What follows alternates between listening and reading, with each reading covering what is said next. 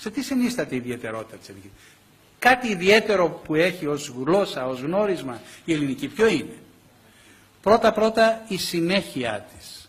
Αγαπητοί, αυτό που λέμε.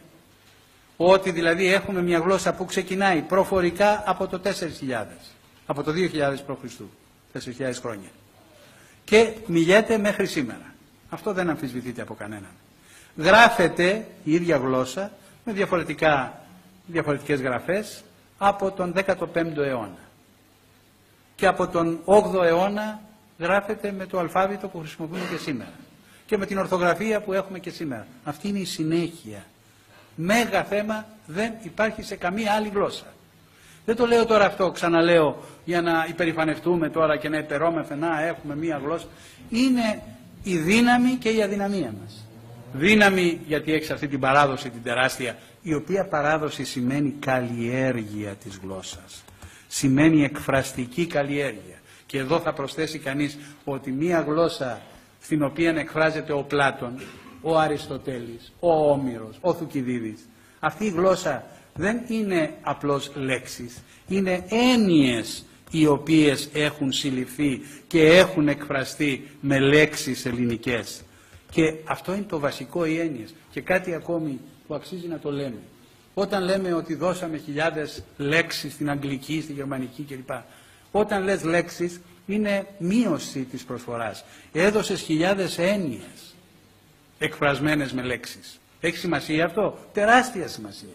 Όταν του δίνεις τη λέξη σύστημα, ανάλυση, ιεραρχία, περίοδος, όλα αυτά τα πράγματα, αυτά είναι βασικοί τρόποι σκέψεως, δεν είναι λέξη. Επομένως, έχουμε αυτές την καλλιέργεια της ελληνικής μέσα από τη συνέχεια. Και αυτό είναι κάτι που όταν μιλάει κανείς για την ελληνική πρέπει να το έχει στο μυαλό του. Συνέχεια και καλλιέργεια. Εξού και το δεύτερο γνώρισμα που είναι η παρουσία της ελληνικής, η διεθνής παρουσία στις διάφορες γλώσσες.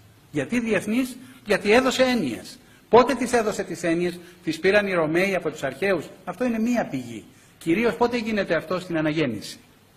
Στην αναγέννηση που είναι επιστροφή και είναι η ανακάλυψη των κειμένων και αυτό που εκφράζουν τα κείμενα, ενός άλλου κόσμου δηλαδή, του ανθρωπισμού, τότε είναι που αρχίζουν και μελετάνε τα ελληνικά κείμενα που επηρεάζονται από την ελληνική γλώσσα, την ελληνική σκέψη, τις έννοιες και τα νοήματα, και τότε είναι που περνάνε οι λέξεις στις γλώσσες τις ευρωπαϊκές και κατ' επέκταση στις άλλες γλώσσες.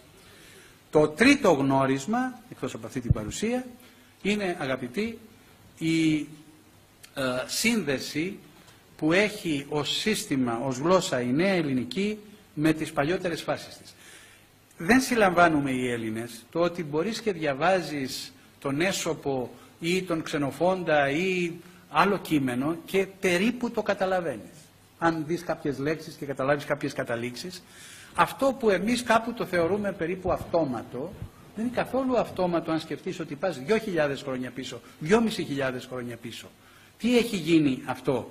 Είναι ότι το λεξιλόγιο σε μεγάλο βαθμό έχει επιβιώσει, δηλαδή έχει διατηρηθεί στη χρήση, ή με το κίνημα του Κοραή και άλλων έχει αναβιώσει. Δηλαδή λέξεις που είχαν φύγει από τη χρήση ξαναμπήκαν στη χρήση με την ίδια σημασία οι άλλοι με το κίνημα του Κοραή.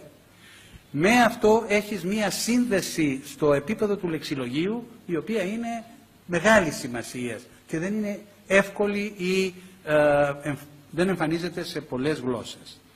Εκτός από αυτό έχει τη δομή της γλώσσας. Όταν λες, αγαπητοί, ο άνθρωπος του ανθρώπου τον άνθρωπο, και μάλιστα έρχεται στη γενική και λες του ανθρώπου, γιατί τονιζότανε του ανθρώπου? Γιατί ήτανε μακρά ή λίγουσα. Μα τώρα δεν υπάρχει μακρά και βραχαία, αυτά καταργήθηκαν. Και πώς τονίζεις του ανθρώπου και δεν λες του άνθρωπου? Μα είναι η προφορική παράδοση και είναι η συνέχεια η οποία σου υπαγορεύει και σου εμφυτεύει, έτσι, δομές μορφολογικές οι οποίες έχουν σχέση με την παράδοση. Κοιτάξτε, πράγματα, καμία ελληνική λέξη δεν τονίζεται πάνω από την τρίτη συλλαβή. Θα πούμε φιλοπόλεμος, έτσι, φιλοπόλεμος. Γιατί δεν λες φιλόπόλεμος? Γιατί η ελληνική δεν μπορεί να τονίσει, αυτή ήταν η αρχαία ελληνική, πάνω από την τρίτη συλλαβή, ο νόμος της τρισυλλαβίας. Υπάρχει και σήμερα. Κύριος νόμος. Κατεξοχήν κύριος νόμος. Δεν υπάρχει τίποτα άλλο.